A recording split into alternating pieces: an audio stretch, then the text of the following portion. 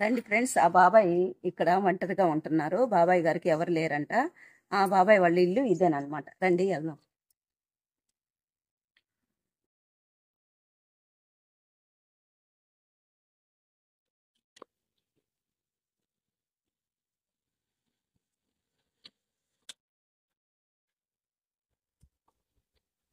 బాబాయ్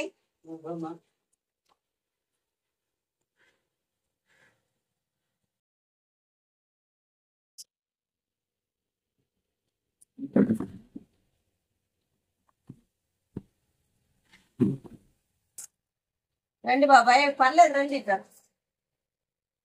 కూర్చొని ఆపేసుకోండి. ఉన్నాయండి ఆఫీస్. కూర్చోండి. మీరు కూర్చోండి.